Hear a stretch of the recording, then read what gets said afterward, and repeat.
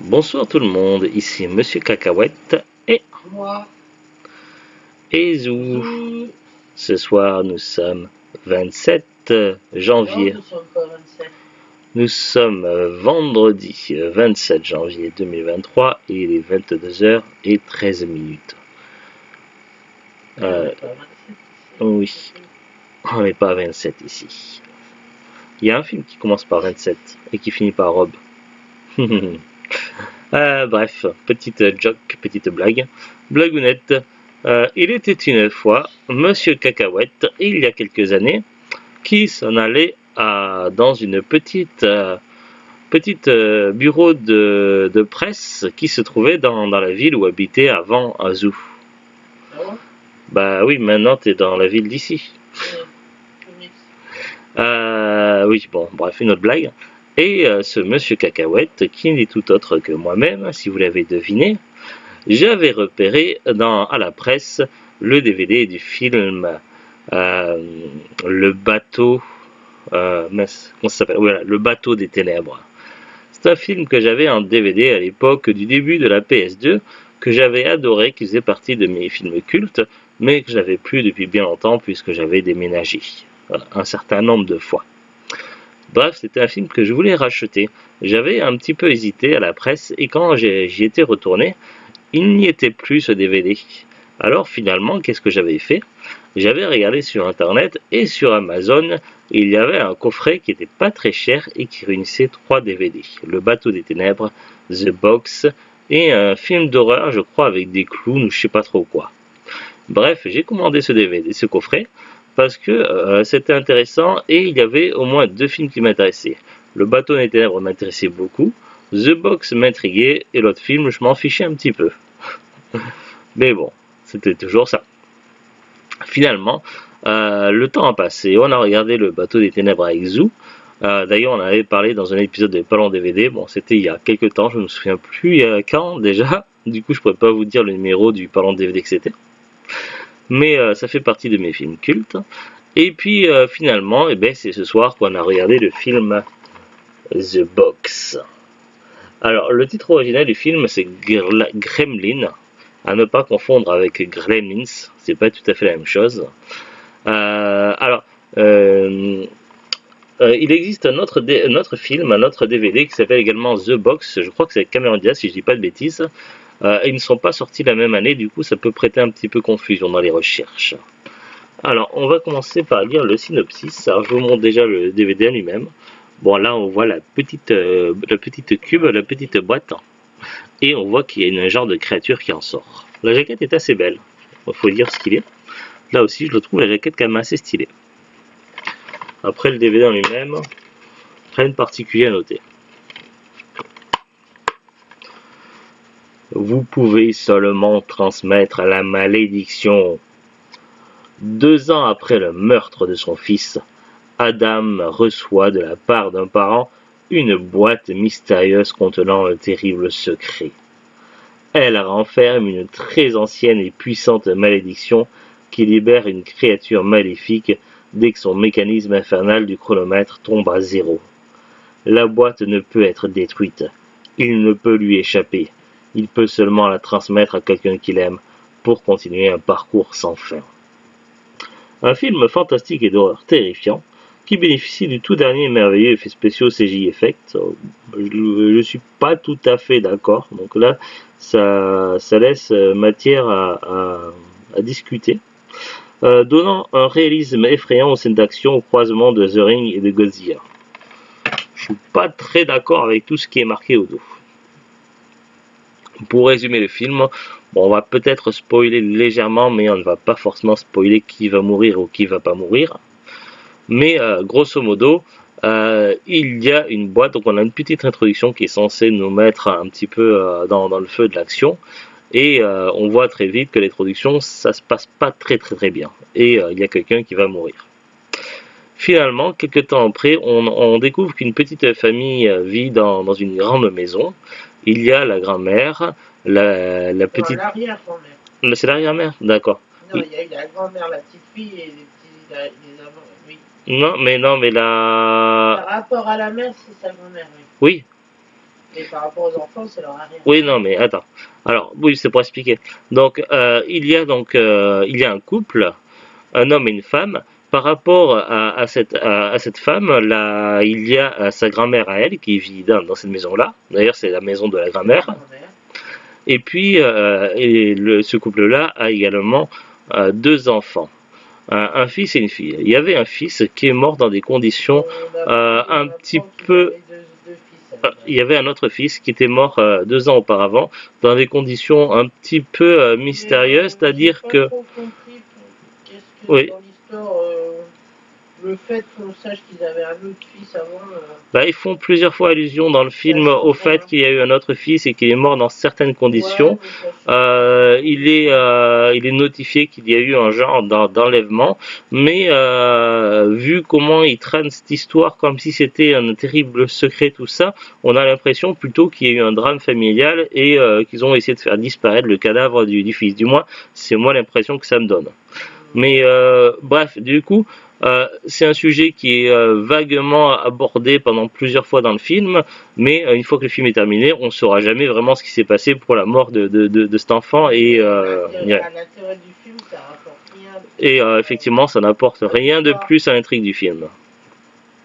Si ce n'est que du coup, ça va rendre les policiers peut-être un peu plus soupçonneux. Alors. Sinon, pour continuer un petit peu l'histoire, donc on voit quand même que dans cette petite famille, donc il y a la grand-mère, la fille, enfin la petite fille de la grand-mère, le mari, la fille et le fils. Bon, ils vivent leur petit train-train quotidien. Lui, il semblerait que Adam soit architecte, du moins c'est l'impression que ça donne. C'est ce qu'on peut supposer. Apparemment, ça va pas forcément très bien dans le couple et alors pour ne pas trop spoiler, mais il semblerait qu'Adam soit relativement proche également d'une de ses collègues. Au niveau des enfants, la communication est pas super avec les enfants. Le père s'entend pas super bien avec son fils dans le début du film. Après, ça s'arrange un petit peu par la suite. La fille également, bon là c'est avec les deux parents, elle est dans le côté un petit peu rebelle, tout ça, et puis elle a une relation également avec son petit copain. Évidemment ça complique un petit peu les choses, mais bon on va dire que c'est le train-train d'une famille plus ou moins ordinaire aux États-Unis, du moins dans le contexte du film. Sauf que l'oncle va débarquer, il va donner un cadeau à la grand-mère, une boîte, la fameuse boîte maléfique, et il va dire attention, c'est un jeu, mais cette boîte tu ne dois pas la garder longtemps, tu dois vite la donner à quelqu'un, mais il faut que ce soit quelqu'un que tu aimes. Et du coup, très vite, très peu de temps après, la grand-mère va décider de donner la boîte à son beau-fils. Et c'est là que c'est le drame, parce que en fait, le beau-fils, en dehors de sa famille proche, de sa femme et de ses enfants, il n'aime pas grand monde. Et du coup, pour donner la boîte quand on n'aime pas les gens, alors qu'il faut absolument donner à des gens que l'on aime, ça complique un petit peu les choses.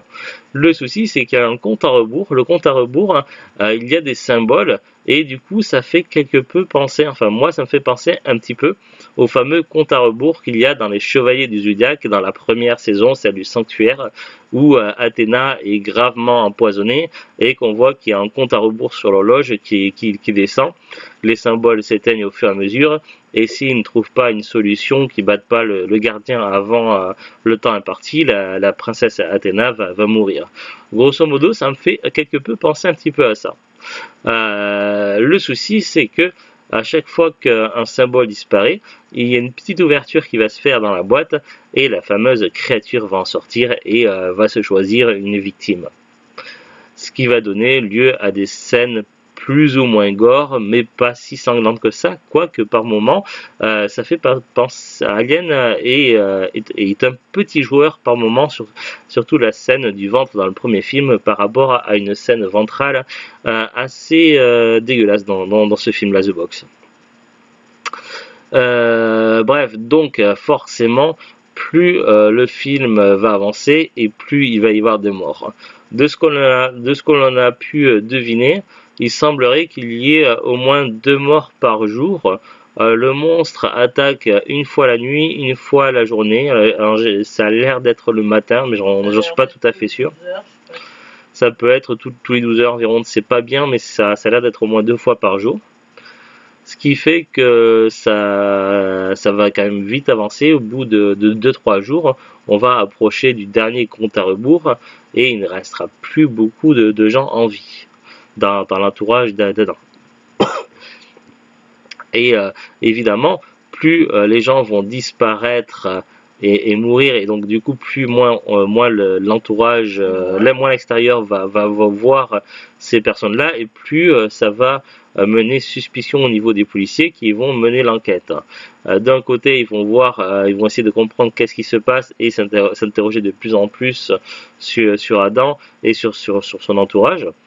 Mais ils vont également se poser la question, est-ce que cette boîte a réellement un lien ou pas, et du coup ils vont également interroger une voyante pour savoir si il y a vraiment quelque chose en lien avec cette boîte ou pas. Cette voyante va leur conter l'histoire d'un conte en lien avec cette boîte, mais elle n'y croit pas elle-même, sauf que cette boîte existe réellement. Et bon, là, ça je peux spoiler parce que c'est pas trop gênant, mais concernant, et c'est très intéressant, c'est que cette créature, en fait, d'après toujours ce conte, il s'agit d'un dieu déchu qui a été enfermé dans cette boîte et qui est condamné à tuer des gens. Et du coup, cette boîte est donnée de génération en génération. Le temps passe, mais on ne saura jamais qui a créé cette boîte, ni pourquoi le dieu a été déchu, exactement que va-t-il se passer quand il ne restera plus personne compte à rebours, va s'arrêter. C'est des questions que l'on va se poser où on n'aura pas vraiment de réponse, si ce n'est par rapport à la fin du compte à rebours, où on verra la créature adopter une nouvelle forme d'une certaine façon. Voilà ce qu'on peut en dire de l'histoire. J'aurai peut-être quelques détails à rajouter à la fin, ça sera dans la rubrique spoiler.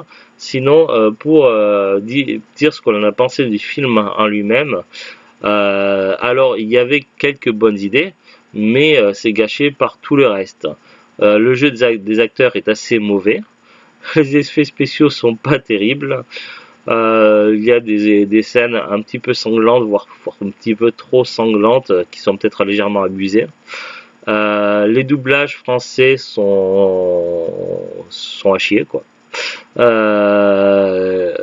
Les doublages français manquent de crédibilité, ne sont pas toujours choisis avec soin et sont parfois vraiment extrêmement mauvais. Du coup, ça fait perdre de la crédibilité au film. Plus les effets spéciaux, plus certains éléments scénaristiques qui ne sont pas vraiment très bien choisis, et du coup ça ne fait pas vraiment avancer correctement l'histoire. Donc bref, c'est un film qui avait quelques bonnes idées, mais qui est finalement très décevant. Donc on n'est pas vraiment sur un film que l'on pourrait qualifier de très mauvais. On peut le regarder à la limite une fois par curiosité, mais ça reste quand même un film assez médiocre.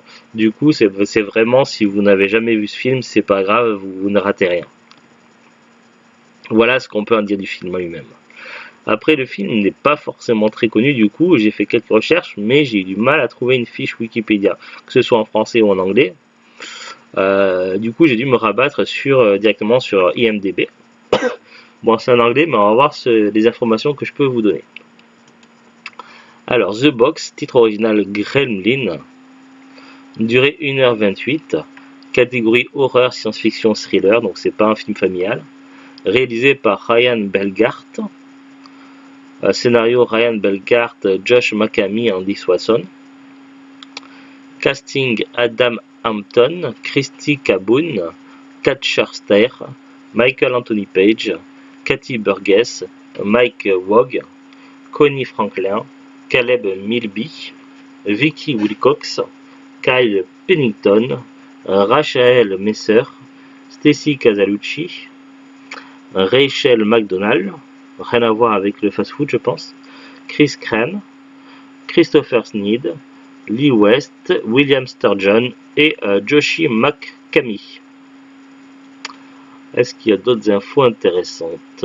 Bon, après ça parle de l'histoire. Qu'est-ce qu'on peut dire? Ah, il y a une rubrique anecdote.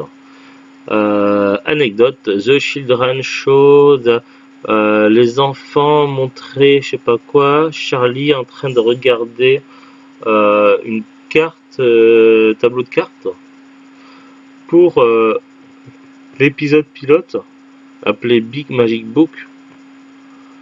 Bon.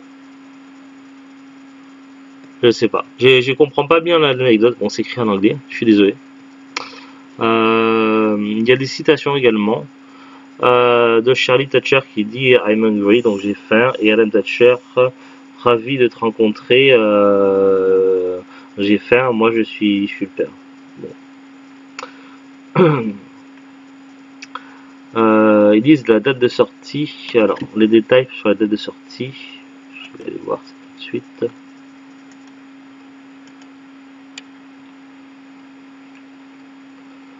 Alors, la première sortie, voilà, il y a plusieurs dates. Alors, aux Philippines, c'est sorti le 11 janvier 2017. Aux États-Unis, dans le Dead Center Film Festival, c'est sorti le 8 juin 2017. Au Japon, le 26 août 2017. En Australie, en DVD première, le 25 octobre 2017. Au Royaume-Uni, en DVD première, le 26 février 2018. En France, on ne sait pas, mais c'est très certainement sorti directement en DVD. Au niveau des titres, il y a eu plusieurs noms différents. Le titre original, Gremlin. Le titre australien, Gremlin. Titre canadien, La boîte maléfique. Titre français, The Box. Titre allemand, Gremlin. Titre japonais, j'en ai pas la moindre idée puisque je ne sais pas lire les caractères japonais, etc. Voilà, on n'a pas plus d'infos sur MDB. Alors le DVD est toujours commercialisé sur Amazon. Alors moi je l'avais acheté dans un coffret. Le coffret, je ne sais pas si on peut encore le trouver et j'ai eu quelques difficultés à faire des recherches sur Amazon pour trouver le DVD rien qu'à l'unité pour The Box.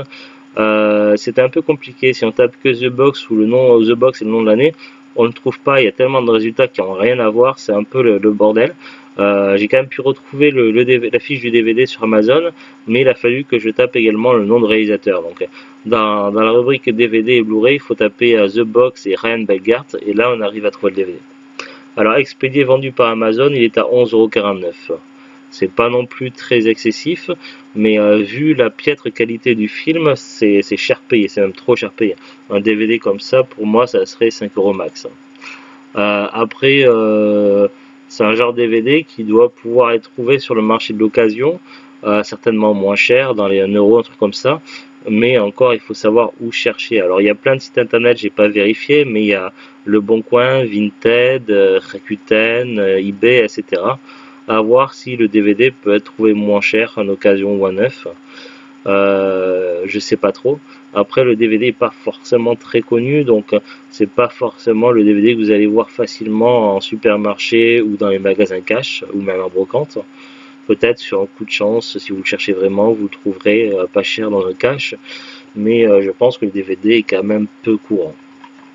Parce que est-ce qu'il y a beaucoup de gens qui vont acheter le DVD, qui vont le chercher pour l'acheter? Je n'en suis pas sûr. Donc du coup, forcément, il ne va pas trop se retrouver sur le marché de l'occasion. Voilà, j'ai pas grand chose de plus à vous dire. Donc un film qui avait des idées intéressantes, mais qui est gâché par tout le reste.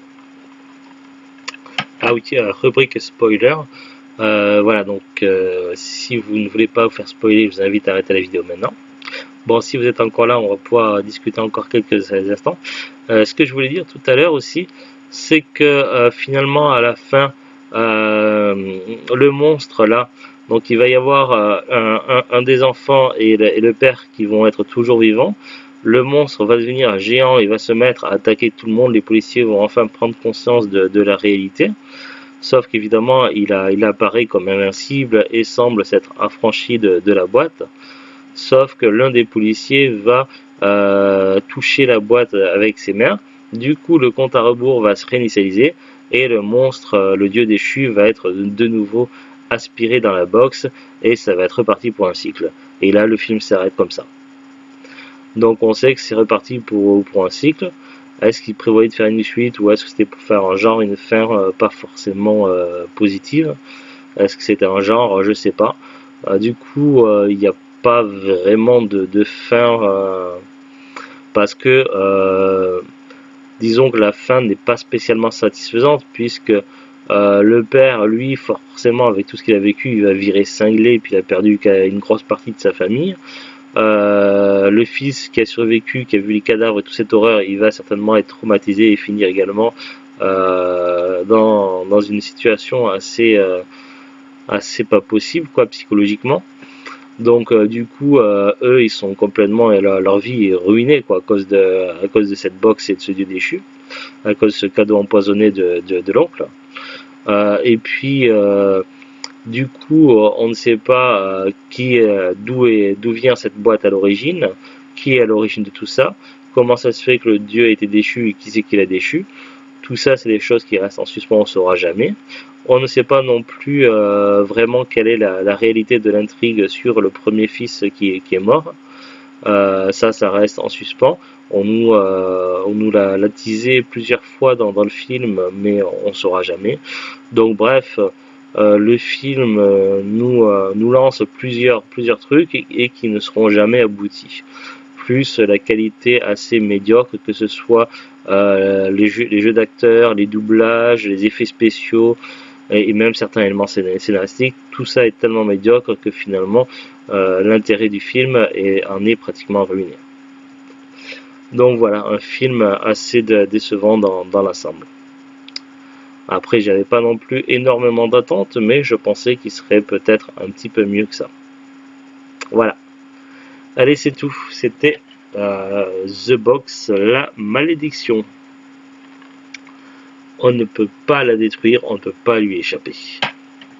Allez, à très bientôt tout le monde et bon week-end. Salut, salut. Au revoir.